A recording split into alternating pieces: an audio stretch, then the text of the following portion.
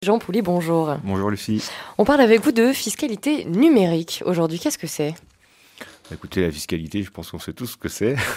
Quelque part, il va falloir qu'elle évolue, puisque c'est un peu la question du jour, avec la France qui est bien connue pour être une championne du monde des impôts, qui arrive à créer jusqu'une clause fiscale par jour, selon un ancien ministre de l'économie, mais qui affiche un certain retard, apparemment, sur l'adaptation de sa fiscalité à l'économie numérique. Donc la question, est-ce que c'est un simple retard dû par ailleurs à son propre retard dans le numérique, ou est-ce que c'est une méconnaissance de ces évolutions? Nous allons le voir, et notamment pour voir si la France pourrait devenir, pour le coup, une avant-garde dans cette fiscalité.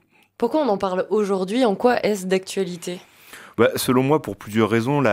Sans doute la première, la plus motivante, c'est que la France, d'abord, doit rentrer des recettes fiscales, qu'elle a sans doute atteint certaines limites par rapport à sa fiscalité traditionnelle, et qu'elle est poussée par la crise donc à s'orienter vers d'autres pistes, alors comme on l'a entendu, la lutte contre la fraude fiscale, mais notamment l'adaptation de sa fiscalité à l'évolution de l'économie.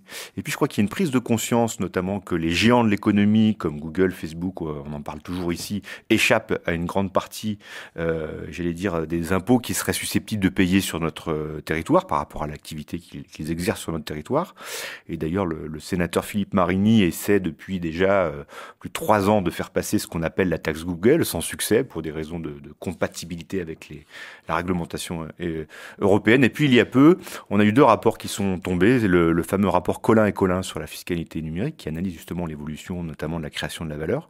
Et puis, la semaine dernière, je crois, ou cette semaine, le rapport Lescure sur le financement de l'exception culturelle française, et qui fait une très large place, notamment au numérique et à la future taxation des supports comme les smartphones et les tablettes. Quelles sont les évolutions de l'économie auxquelles la fiscalité doit s'adapter? Écoutez, moi je crois que pour bien comprendre en fait le bouleversement qu'opère le numérique sur l'économie, il faut repérer quelle nouvelle valeur il crée. En fait, un fiscaliste, il va tout le temps raisonner sur la valeur. Ensuite, il va déterminer une assiette, un taux, mais c'est le fondement de la fiscalité. Donc, pour comprendre l'économie numérique, les deux principes, c'est surtout de la dématérialisation et un caractère mondial. Alors, de fait, les productions qui sont essentiellement immatérielles dans le monde numérique, elles vont naturellement chercher, j'allais dire, une localisation optimale au niveau fiscal. Donc, elles vont aller dans des paradis fiscaux parce qu'elles se baladent librement. Alors, il y a d'une part ce que j'appellerais les valeurs classiques qui se déplacent. Par exemple, la publicité.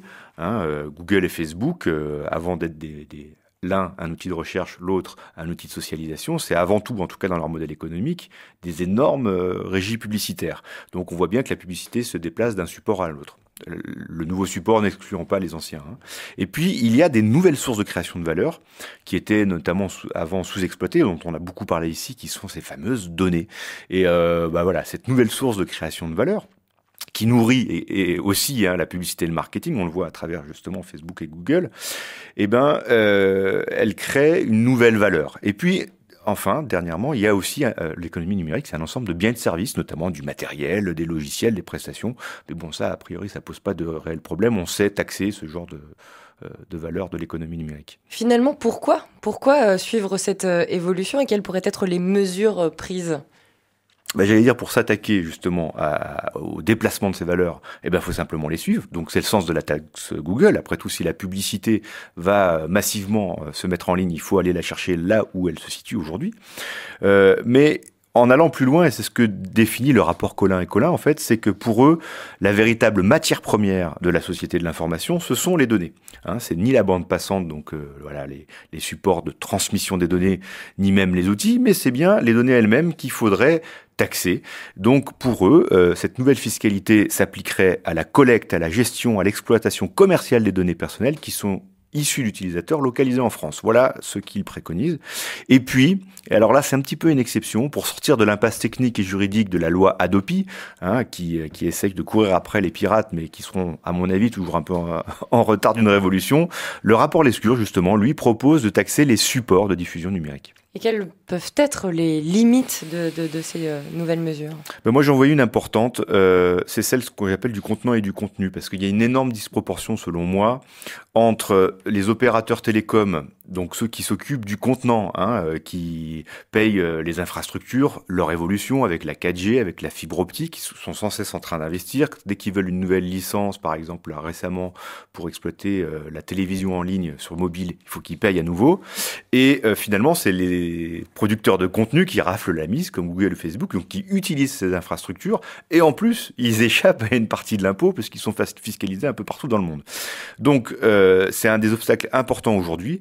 Et ce qu'il faut savoir aussi, c'est qu'on est dans une économie mondialisée. Et quand vous voulez faire une législation au niveau national, ça marche probablement quasiment jamais. Il faut passer au moins au niveau européen, voire au niveau international. Et là, vous avez des lobbies, ça prend du temps, donc c'est complexe. Et puis, je pense qu'il faudrait aussi avoir une très bonne compréhension des nouveaux systèmes et mécanismes de création de valeur. J'en ai parlé tout à l'heure. Il n'y a pas que le transfert. Par exemple, le peer-to-peer, dont on a beaucoup aussi parlé ici, crée une valeur très singulière parce que elle permet à des gens d'échanger des biens et des services en échappant au système fiscaux traditionnel. Si on échange des biens, qu'on se fait de la colocation de voitures, le fisc ne peut pas, taxer toute la valeur. Le télétravail, par exemple, économise aussi beaucoup d'euros de transport, mais il génère aussi un ensemble de bénéfices indirects qui sont souvent appelés externalités positives, mais qui ne sont jamais comptés. Enfin, par exemple, l'ensemble des données exploitées par ces géants du web ne sont pas produites par eux, par des salariés de chez eux, puisque c'est les internautes eux-mêmes qui travaillent, gratuitement. On appelle ça le digital labor. Donc, ces notions de gratuité qui apparaissent beaucoup dans la nouvelle économie échappent un petit peu à la fiscalité traditionnelle.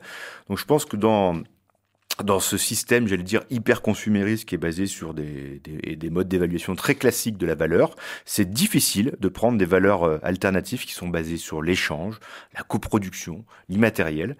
Mais pour conclure, je vous dirais que je fais tout à fait confiance au fisc pour s'adapter et trouver des nouvelles sources de taxation. Je suis pas trop inquiet. Merci beaucoup Jean Pouly. Cette chronique, on la réécoute sur internet rcf.fr. À la semaine prochaine.